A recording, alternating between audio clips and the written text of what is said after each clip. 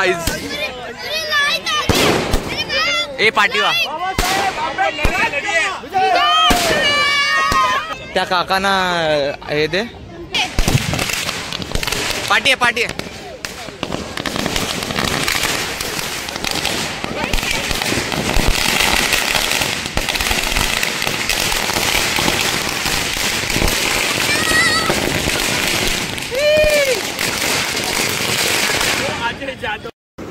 वातावरण प्रकाशमय करावं अशी त्यांना दोघांनाही विनंती करतो. सगळ्यांनी साधुकाळ द्यायचा आहे. साधू साधू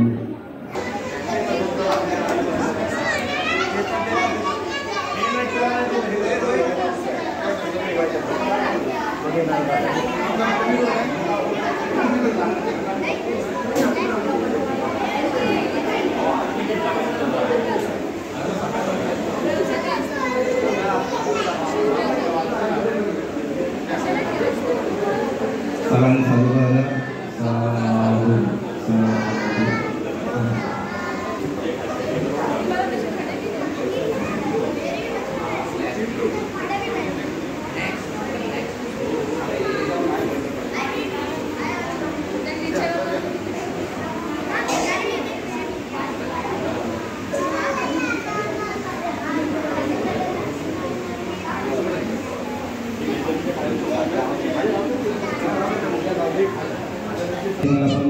पुष्पहार अर्पण करते.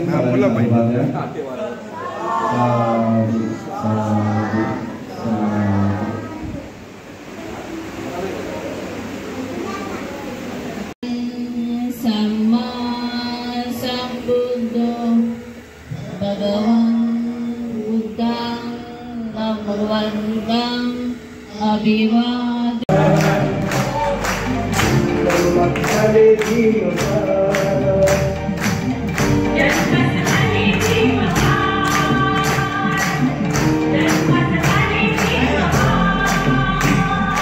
Sekian.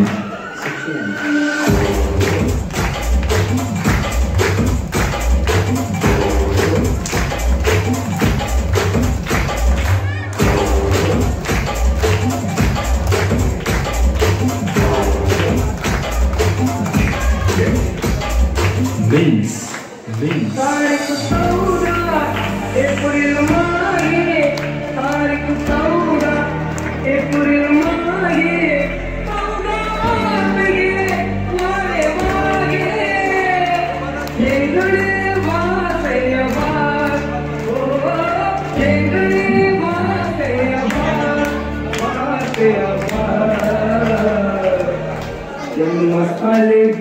केकचं कटिंग काम हे शेफ निनाद जाधव आणि आयु प्रथमेश पैठणे यांच्याकडे होतं.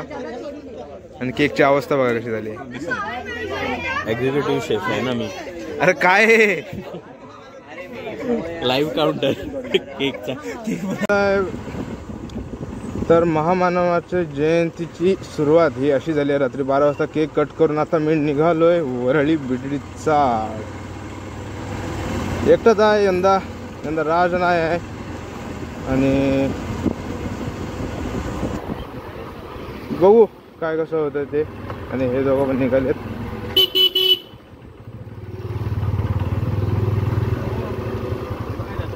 पुढे ना मला वाटलं चल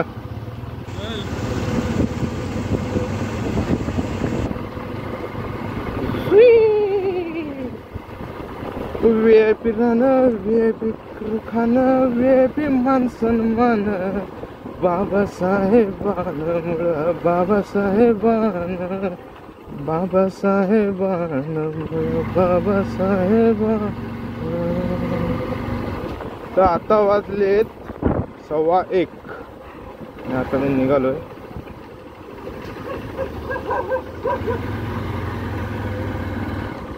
आता मी अँटॉबिल चर्चला आहे. देखील जयंती मोठ्या प्रमाणात बनवण्यात येते. जयंती राहायला झालं बाबासाहेबांचं पुतळं इथं उभारण्यात आलं. रोषणाई केली आहे.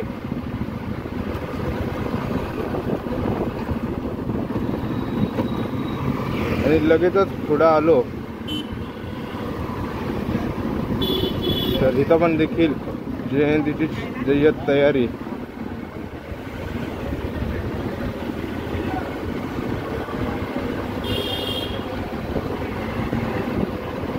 बरोबर अजून पुढे गेलो, घरोघरी लाइटिंग आहे, पूर्ण बिल्डिंग सजवण्यात आले आहे.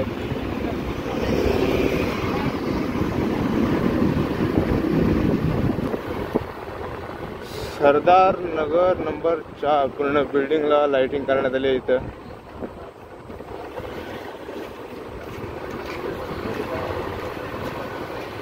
आतमध्ये पूर्ण रोषणाई केली आहे. बाबासाहेबांचा भला मोठा बॅनरला लाइटिंग.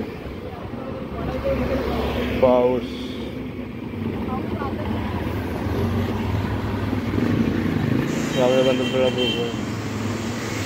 भारतीय राज्यघटनेचे शिल्पकार महामानव बोधिसत्व परमपूज्य.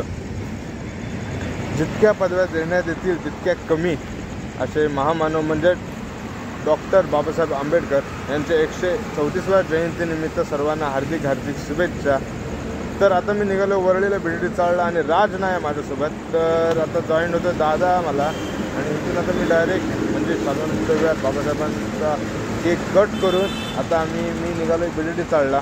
काय बघू कसे जयंती बिल्डी चाळले. गेल्या वर्षी देखील गेलो होतो आणि आता यंदा देखील जातो. यंदा चान्स होता घाटकोपरला आणि जायचं पण ते नाही शक्य झालं. पण आता बघूया वरळी जातं.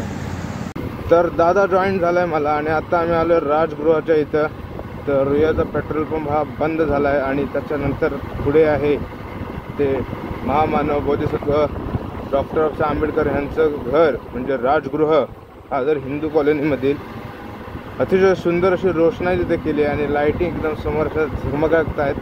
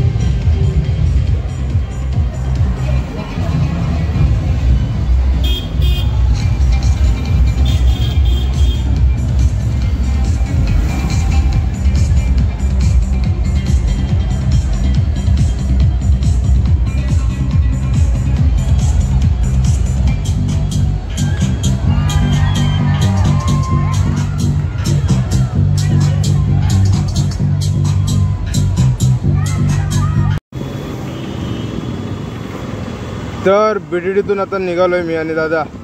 ते एक वेगळंच असं वातावरण, आता एकदम शांतता. आणि BDDमध्ये गेल्यावरती अचानक एक असं वातावरण निर्माण झालं की पायाखालची जमीन हलते एकदम. म्हणजे बोलू नाही शकत, असे शब्द नाही अशा वातावरणाच्या. आणि अशी जयंती ही फक्त वरळीतच होऊ शकते, ज्या मानाने प्रत्येक एक बिल्डिंगचा प्रत्येक एक म्हणजे पर्सनली असा सेपरेटली DJ आणि पूर्ण मुंबईतून मुलं येतात वरळीमध्ये जयंतीसाठी. कारण की ज्याप्रमाणे इथं जयंती साजरी केली जाते तशी कुठं संपूर्ण मुंबईमध्ये जयंती साजरी होत नसेल असं मला तरी वाटतंय. तर आता पुढचा पॉईंट आहे दादरचं गौतम नगर. तर तिथं जातोय मी.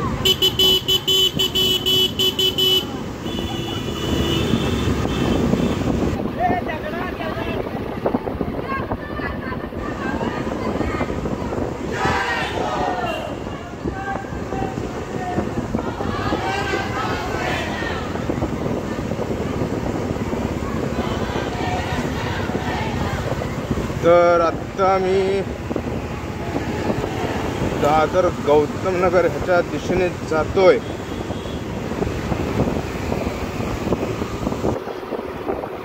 आणि आज भारीच वाटतंय, काहीतरीच वेगळं असं. कारण अशी एक घटना झाली आहे जिच्यामुळे पूर्ण एक वातावरण जे होतं जयंतीचं ते थोडं म्हणजे एक नाही बोलू शकत ते लवकरच. आणि त्यातून आम्ही लवकरच सगळे बाहेर आलो आणि पुन्हा एकदा जयंती त्याच जोशात त्याच्या डबल जोशामध्ये साजरी करतोय. हे सगळं काय आज माझं जे अस्तित्व आहे ते आणि ते फक्त डॉक्टर बाबासाहेब आंबेडकर यांच्यामुळे आहे.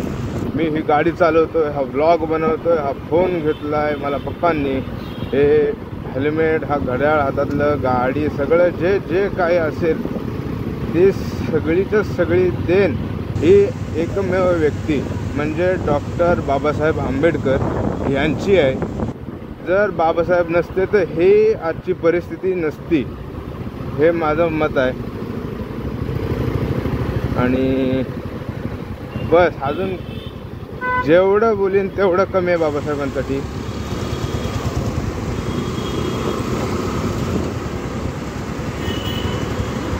काय बोलू काय नको अशा महान व्यक्तिमत्व आहे बाबासाहेबांचं की जे शब्दाने व्यक्त होत नाही.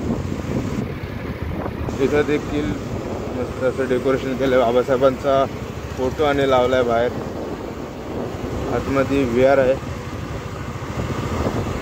आणि आता डायरेक्ट गौतम नगरमध्ये जाऊ. त्या बॅक टू होम. आणि वाजलेत पहाटेचे 4:30 आणि आता घरी जाऊन झोपायचं आहे आणि उद्या सकाळी थेट विहारात जायचं आहे. आणि जयंती सोहळा 2025 महामानव डॉक्टर बाबासाहेब आंबेडकर यांची 134वी जयंती सोहळा. तर आता गुड नाईट, झोपतो आणि उद्या सकाळी उठून भेटू.